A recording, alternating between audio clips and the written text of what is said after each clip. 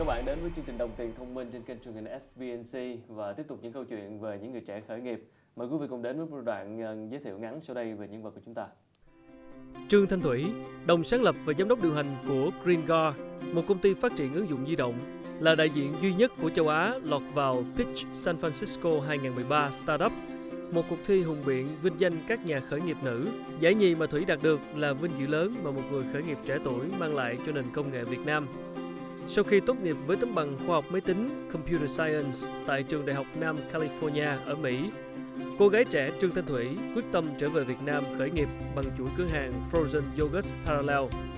Sau đó, năm 2012, Thủy được chọn vào vị trí CEO của GreenGar, nơi cô có thể kết hợp tình yêu công nghệ với niềm đam mê kinh doanh và khả năng lãnh đạo của mình. Cô tâm niệm không cần phải học về kinh doanh mới có thể trở thành doanh nhân. Trong suốt 3 năm khởi nghiệp ở Việt Nam, Thủy đã tích lũy được cho mình những kinh nghiệm quý báu để đến nay cô có thể vững vàng chèo lái con thuyền của GreenGar với những sản phẩm sáng tạo và hữu ích cho người sử dụng trên toàn thế giới.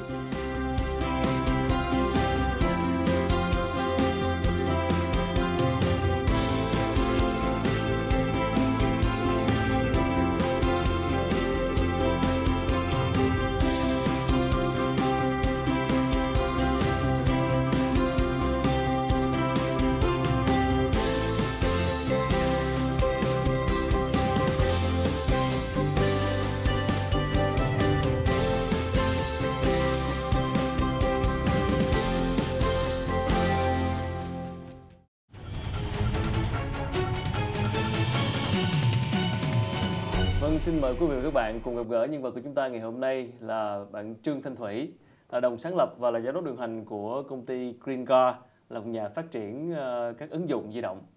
Rất cảm ơn Thủy đã dành thời gian đến với chương trình. Chào Khánh. Trước tiên thì xin chúc mừng bạn đã đạt giải nhì trong cái cuộc thi là Pitch, tức là cuộc thi hùng biện dành cho các nhà khởi nghiệp ở Mỹ, San Francisco.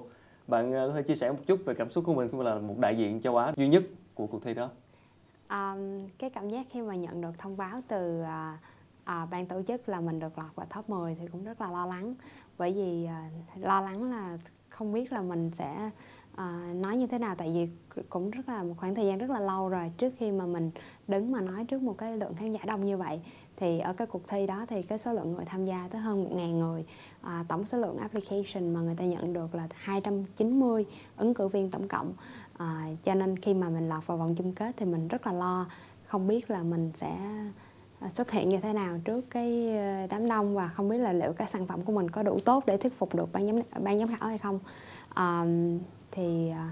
Sau đó thì rất là run, nhưng mà khi mà tới cái cuộc thi thì cảm thấy cũng bình thường. Rồi khi mà quay trở về cũng không có nghĩ là cái kết quả nó lại tốt như vậy. Cho nên khi mà nhận được kết quả thì rất là vui.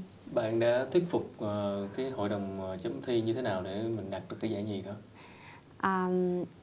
Tôi nghĩ cái lợi thế của GreenGar khi mà GreenGar tới với cuộc thi này là bởi vì GreenGar đã có được cái sản phẩm và đã được người dùng ở trên toàn thế giới chấp nhận cái sản phẩm đó và sử dụng rất là nhiều rồi. Cái sản phẩm mà GreenGar đem tới cuộc thi lần này là sản phẩm Smartboard, mà tiền thân của sản phẩm Smartboard là sản phẩm Whiteboard. Hiện nay trên thế giới đã có hơn 8 triệu download của sản phẩm Whiteboard và hơn nửa triệu người dùng hiện vẫn đang sử dụng sản phẩm Whiteboard vào mỗi tháng. Cái đó là một cái lợi thế cạnh tranh rất là mạnh của sản phẩm Smartboard so với tất cả những cái sản phẩm dự thi.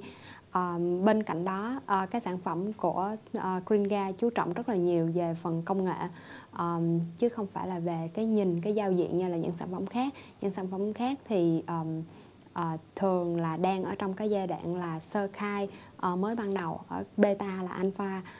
Còn đối với một sản phẩm như Smartboard thì đã tung ra thị trường và đã ở thị trường, cái sản phẩm tiền thân đã ở thị trường này là đã 4 năm rồi. Cho nên khi mà đến với cái cuộc thi lần này thì cũng có một cái lợi thế nhất định. Xin nói một chút về cái sản phẩm của bạn, tức là đây là một cái sản phẩm mà giúp cho những người sử dụng di động có thể là cùng nhau hợp tác và làm trên một cái nền tảng, đúng không? Tức là cùng nhau vẽ và tức là tạo ra một cái nội dung. Đúng rồi.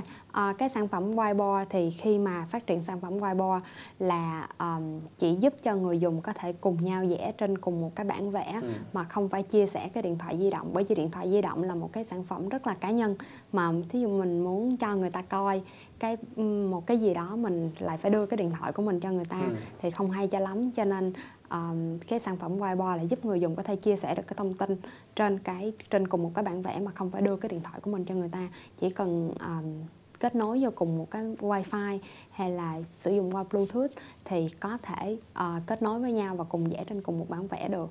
Thì đó là cái tiền thân của sản phẩm whiteboard. Và sau đó thì từ khi Thủy làm ở công ty Greenga thì Thủy cũng có phát triển cái sản phẩm ở trên cái nền tảng Android. Thì khi mà mình phát triển cái sản phẩm Smartboard là cái sản phẩm mà để cho kết nối cả iPhone, iPad, Android và tất cả các thiết bị di động lại với nhau, thì đó là một cái công nghệ hoàn toàn mới mà do toàn bộ các kỹ sư ở Việt Nam. Và Thủy nhận được rất là nhiều những cái yêu cầu của khách hàng, những cái người sử dụng. Bởi vì bây giờ ở trong một cái gia đình thì có thể là bố sử dụng một cái Samsung Galaxy và bà xã mẹ sử dụng một cái iPad, rồi con sử dụng một cái iPhone. Thì những cái trường hợp đó mình thấy rất là nhiều, và trong lớp học cũng vậy, hay là trong một công ty cũng vậy. Thì đó là lý do vì sao thì phát triển cái sản phẩm Smartboard. Theo bạn thì ứng dụng này nó sẽ ứng dụng nhiều nhất và hiệu quả nhất trong lĩnh vực nào? Có thể là trong những cuộc họp, là trong lĩnh vực giáo dục là như thế nào? Trong những cuộc họp và trong lĩnh vực giáo dục, bản thân Thủy khi mà Thủy qua Mỹ năm 2003 thì cho đến năm 2007 khi mà Thủy vào trường Đại học Nam California để thi học á, thì Thủy bị cái vấn đề là tiếng Anh cũng không phải là cái ngôn ngữ chính của mình. Cho nên khi mà Thủy cố gắng Thủy nghe thầy giáo nói và Thủy phải chép bài cùng một lúc, thì thật ra thầy giáo ở Mỹ người ta viết bài trên một cái quyển sổ màu trắng, xong rồi người ta có cái camera người ta quay lại, và sau đó thì sinh viên thì cứ dòm lên xong rồi mình viết chép theo thôi. Nhưng mà cái vấn đề là đối với những người mới qua nước Mỹ thì tiếng Anh không phải là một cái thế mạnh của người ta. Cho nên lúc đó thì rất là khó khăn. Thì trong lớp lúc ngày nào thì cũng phải quyết định là hôm nay mình phải nghe thầy giảng hay là mình phải chép bài. Rồi nhiều khi nếu mình nghe thầy giảng thì mình về nhà mình lại phải mượn tập của bạn để mình viết.